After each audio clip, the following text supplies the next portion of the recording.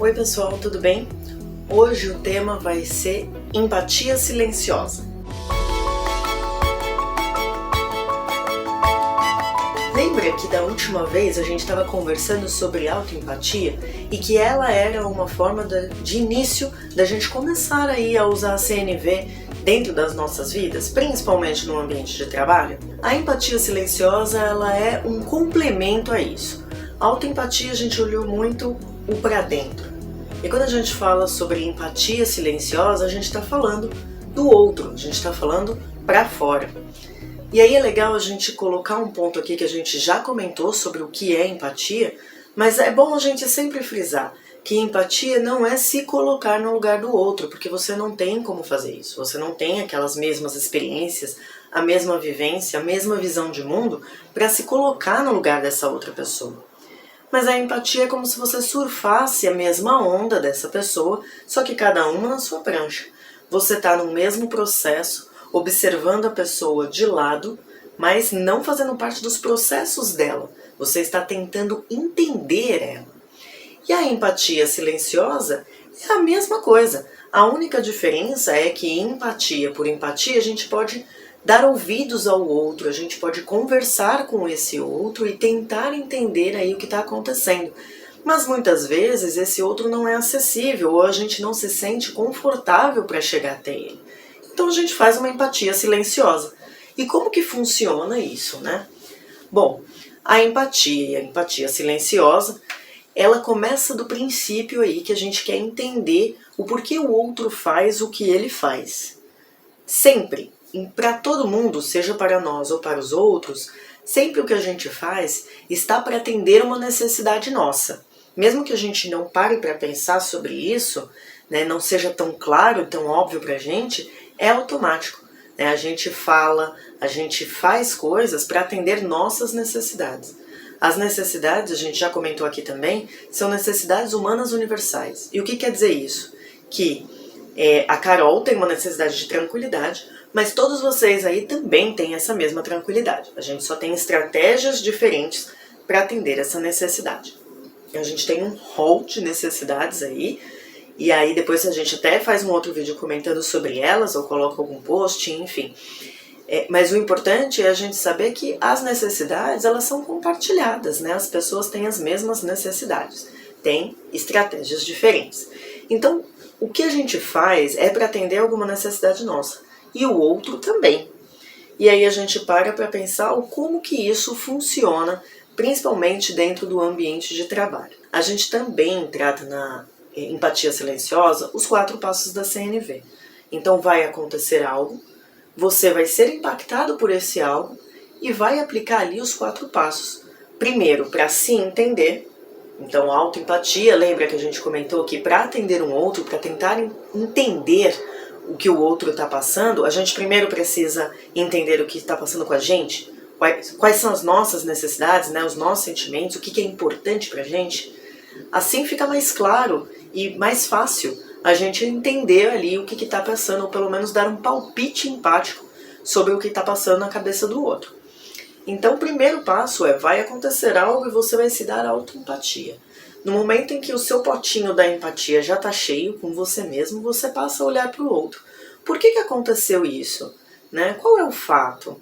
O que será que isso gerou no outro? O que será que ele está atendendo com isso? Então vamos num exemplo. No vídeo passado eu trouxe um exemplo de um staff em que eu ia apresentar algo e alguém me interrompeu porque o horário estava acabando, falando que a gente simplesmente ia mandar numa ata o que eu tinha para falar. E que eu me senti irritada, me senti frustrada, e aí num processo de autoempatia eu entendi o que era importante para mim, qual que era aquela necessidade, que no caso era colaboração, e como que eu poderia atendê-la de outra forma que não falando no staff. Pois bem, vamos pegar esse mesmo exemplo, agora partindo do olhar da pessoa que me interrompeu. Por que ela fez o que ela fez? Só para contextualizar, estávamos a equipe inteira, numa equipe grande com todas as regionais, então é uma reunião muito extensa e com muitas pessoas, e que cada pessoa tem um tempo para falar. Dependendo do assunto, passa esse tempo mesmo, e uma pessoa invade o horário da outra, mas a gente entende que dependendo da gravidade ou do que está sendo discutido, isso pode acontecer. Então, tudo bem. Na ocasião, a pessoa que me interrompeu estava olhando no horário e viu que estava faltando ali 2 minutinhos, 3 minutinhos para acabar a reunião. E aí, ela me interrompeu e falou que a gente mandaria a ata. Fiz o meu processo de autoempatia, entendi o que era importante para mim e agora eu vou tentar entender o porquê que a pessoa fez aquilo. Aí eu paro, penso, o fato é o mesmo, mas partindo do olhar dessa pessoa, ela interrompeu alguém, ela poderia estar se sentindo angustiada, ansiosa por causa do horário, porque para ela, talvez autonomia não seria, mas previsibilidade por causa do horário ou eficiência por causa da reunião fossem importantes. Então, ela partiu do princípio de que a gente deveria estar dentro do horário para cumprir aí com as agendas de todo mundo, respeitar os horários de todo mundo. Numa empresa grande as pessoas têm reunião o dia inteiro, então não dá pra gente ficar passando dos horários das reuniões. E aí talvez essa pessoa quis atender isso. Eficiência, né? Eficácia. E por isso ela fez o que fez. Pensou rápido e falou, uma outra estratégia seria enviar pela ata. Pronto. Quando eu parto para olhar desse ponto, né, de o que a pessoa estava imaginando, o que ela poderia estar sentindo e o que ela poderia ter atendido, qual a necessidade que ela atendeu quando ela fez isso, eu passo a não achar que a pessoa está me perseguindo, ou que é pessoal, ou que a pessoa não gosta de mim, que ela quis me interromper. Não, talvez ela fizesse isso independente de quem fosse falar. Não é porque era a Carol, é porque para ela tinha uma outra necessidade ali que a Carol ou a pessoa que fosse interrompida não ia saber, mas ela estava atendendo a necessidade dela. Então isso faz com que as relações elas ficam menos punitivas, né? Menos naquela sensação de perseguição, aquela coisa de injustiça, porque você passa a entender o que o outro fez, o que ele estava tentando atender. Na empatia silenciosa, a gente só dá esses palpites que a gente fala que é palpite empático. Então, talvez a pessoa estivesse preocupada com o horário. Talvez a pessoa estivesse preocupada com o horário não só dela, mas das outras pessoas ali da equipe, dado que era uma reunião longa. Talvez a pessoa estava ansiosa, porque ela queria terminar logo a reunião, por algum outro motivo. A gente não vai saber. Justamente porque é uma empatia silenciosa, você vai tentar inferir algumas coisas, para ver se aquilo faz sentido dentro da sua lógica de raciocínio. E tentar entender qual que é esse palpite de necessidade atendida. Por que a pessoa fez o que ela fez. É dessa forma que funciona a empatia silenciosa. Talvez você deve estar se perguntando, tá, Carol, mas e daí? Se é um palpite, eu posso estar errado. Mas o ponto aqui não é o certo ou o errado do palpite. É como você passa a enxergar a situação. Ou como você tira o lugar de vilão da pessoa, ou mesmo o seu lugar de vítima, sobre as situações que acontecem. Porque às vezes é muito mais prático e óbvio do que a gente está imaginando. A gente tem uma tendência a achar que as coisas são pessoais, mas não necessariamente. Então, o grande lance aqui não é estar certo ou errado o seu palpite, porque não vai ter como saber.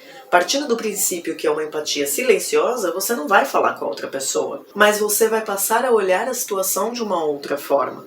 Você vai passar a tentar entender quais eram as necessidades e se talvez você estivesse ali com aquele papel ou sentindo aquelas coisas, talvez você fizesse o mesmo. Ou não, qual seria a estratégia que você faria? Você passa a ver o mundo de uma outra forma, né? De uma forma mais prática, de uma forma em que vai contribuir com o que você quer para crescimento pessoal e profissional com o ambiente que você trabalha. Você se torna uma pessoa mais empática com você e com os outros quando você passa a fazer esses exercícios.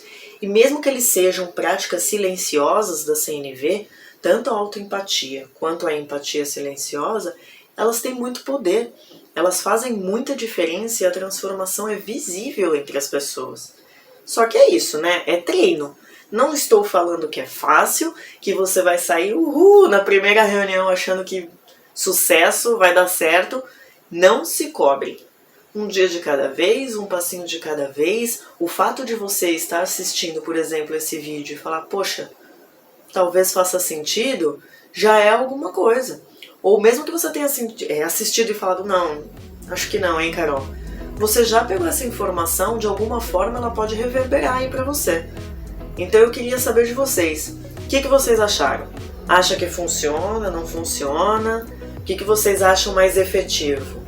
Autoempatia, empatia silenciosa, os dois, depende da situação? Quero saber de vocês, me contem aqui e até o próximo vídeo.